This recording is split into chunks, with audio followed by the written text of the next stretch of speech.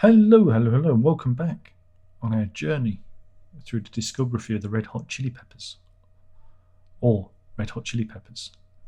It's not the Red Hot Chili Peppers, it's Red Hot Chili Peppers. The first album's called the Red Hot Chili Peppers.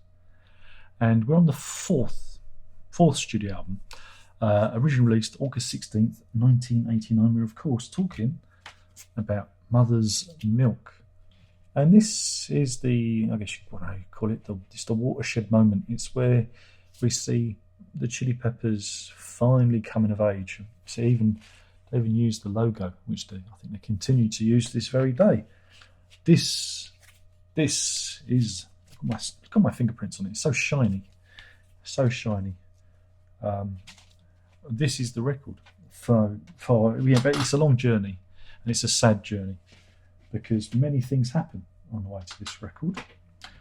For example, original founding member Hillel Slovak, he dies. He dies of an overdose. Yeah, so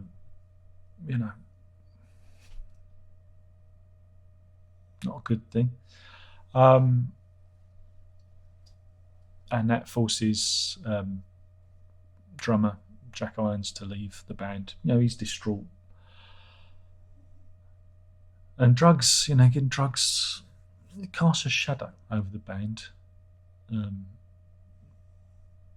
It's been documented, but this is the first time, it really hits home. It's heroin,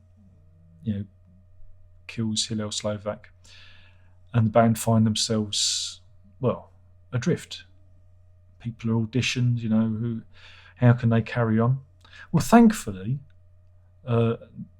John Frusciante, there are many pronunciations. I'm going to go with Frusciante, all right? You can say that I'm wrong in the comments, and I will ignore you. He knew Hillel Slovak, and he was a fan of the band. He'd seen them around, and he'd spoken to Hillel shortly, a couple of months before he died, and he was a fan of the band and had been aware of them for quite a while. I think his own guitar teacher had auditioned for the Chili's earlier on in the career. So after trying various guitarists, he gets the call, and they find him a perfect fit.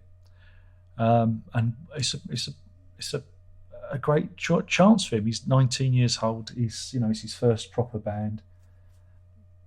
He's in, but still need a drummer.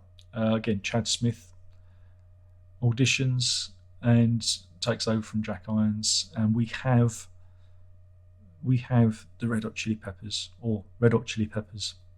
ready to take off. And finally, we arrive at the band we kind of know. Michael Beinhorn was the previous producer on the previous album. He's back, and he produces this album too. It weighs in at 44 minutes 52 seconds. There's a couple of covers on there, Stevie Wonder and Hendrix,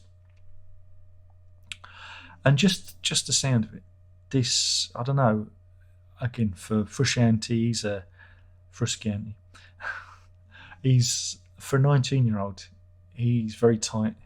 He also brings an understanding of songwriting that was previously lacking. He gives the band a sense of, of organisation, of how. Sorry, dog snoring puts me off. He brings that organisational sense to the band, the compositional structure. He suddenly arrives. And also we have Chad Smith, who is just absolutely the perfect fit for a drummer. Again, you wouldn't necessarily realise he's a new boy. He just sounds like he was ready for the band. So you have this incredibly fresh, it's almost like a debut. For two new members into the group, this record is incredibly strong. I'm keeping the dog awake. She shot me a filthy look then. It's an incredibly strong record. Granted, there's some stuff on here that could be discarded. I think there are a couple of bits on here that, a bit throwaway. But it is a completely different proposition to the first two albums, at least. The previous album was hamstrung by it being, still too vague. Needed more focus. This one is a lot more focused. Opens with Good Time Boys. 5 minutes, 1 second. It's the second longest track on the record. Yeah, again, they always open their albums with a statement of intent, and Good Time Boys is, they're arrived, and they don't skip a beat. It's a really good track to open the album with, and it's who they are. They are the Good Time Boys, or are they? This is followed by Higher Ground, which is the Stevie Wonder cover, and this is the track that really kind of broke them through. I remember it getting a lot of airplay and the video being pushed a lot over here on the old MTV, and this is the one. I mean, it helps that it's a Stevie Wonder song. You can't go wrong covering Stevie Wonder. They should have done I Just Called to Say I Love You. I'm joking, but it's they funk it up, and it's a really good cover, and it's enough to get them noticed, and it's enough to get them back on the map, as it were. Subway to Venus, another good track. Magic Johnson, it's a little bit of a, I don't know, it's all right. It's all right, but it's only when we get to Knock Me Down that you begin to see them pulling together. It's heading in that right direction. It's a pretty good. I think it's the strongest track on the record. I like it. I think it's a really good one. And it's a bit of an anti-drugs song, isn't it? It's about a bit of an anti-drugs message in it too. It was released as a single, but I don't think it did anything over here. Taste the Pain is another one that was released as a single. There were 3 singles off this: Higher Ground, Knock Me Down, and Taste the Pain. Again, I'm just talking about the UK. I don't know about what happened in the US. But yeah, let's have a look at the chart. I've actually got the chart placings here. Yeah, Higher Ground got to 55, Taste the Pain 29. And the album itself didn't chart in the UK. So that's interesting. It's funny because I remember seeing it around. I remember seeing it on the shelves because it's a very distinctive album cover. It features, I think it's Kiedis' girlfriend at the time,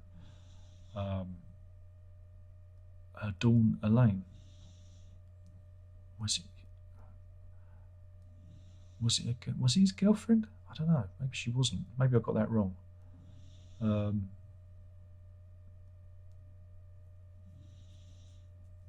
know why I think. Scrub that. I think I may have got that wrong. But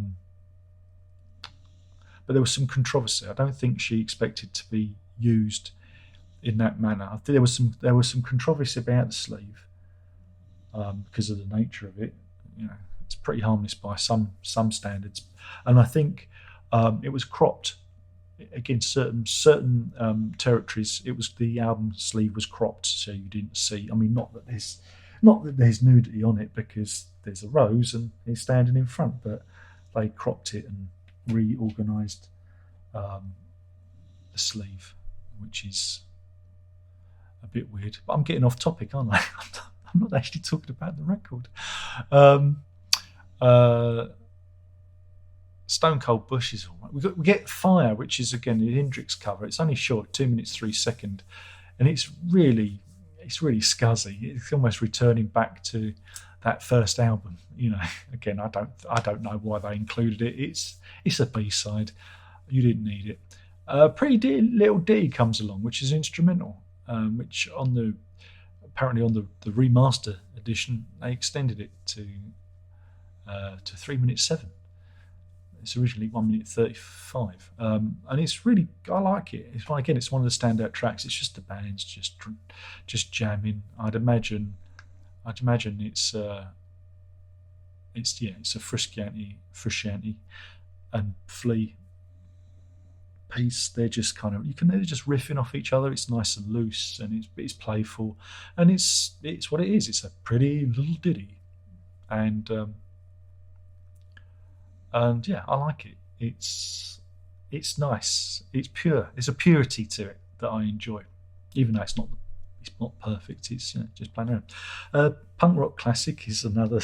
I don't know. Again, some of those ones I just think are a little bit throwaway. It's all right, but after Pretty Little Ditty, I think it should have maybe in the middle of the album. It should have been one of those divider tracks. Penultimate song on the record is "Sexy Mexican Maid." I don't know if you could do that one now, could you?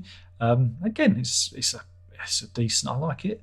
And finally, Johnny Kick a Hole in the Sky, which is 5 minutes 10. It's the longest track on the album. And again, it's a pretty decent, meaty track to end on, and I quite like it. It's an album. Again, I don't even see it as the fourth album. I see this as the first album, really, because you've got those very important elements in the band that are needed. It's Frusciante and Smith who really, it's their input that takes the Chili's to a whole new level. And it's, again, they're a really interesting band because the first four albums could have been recorded by four different bands. It's only like the bassist and the vocalist that share. You hear them, but they are so weird. It's such a weird journey to get to where they're going. They're very unique in a band for them to kind of take so long to warm up, to actually start making some traction, also to become the band they need to be. And that's the interesting story. This is why whenever I say, when anyone says, we should check out, I always say, do it chronologically, because you can see the band beginning, to evolve. You can see the band growing after time. Luckily, I came to the band, I don't think, again, I know this album, but I think I came to them with Blood Sugar Sex Magik, and then checked this one out, and then did the others, like the first three after that. That sounds about right. So I didn't follow my own rules, but come on, can't do it all the time. But I do remember, again, I know this album well, and but it's the next album is the album that really breaks them through. It's the next album that takes them into the stratosphere, that really pulls them up. That, and of course their live performances in this new configuration, and they start getting noticed. They start getting wilder as a live band, and it's really a fascinating journey. So anyway, definitely I think this is a good one to start with if you want to miss out the first three. A bit hard going. Definitely get this one, Mother's Milk. Originally released August 16th, 1989 by the Chili's. There you go. And again, the sleeve, it's just a plain old sleeve. I didn't even get a lyric insert. Tight wads. Anyway, thank you for watching. Hopefully this has been fun. The next time, it's the big one.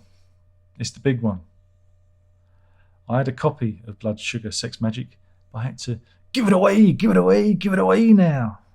If you're lucky, I might do that joke again the next time. If you're good, okay.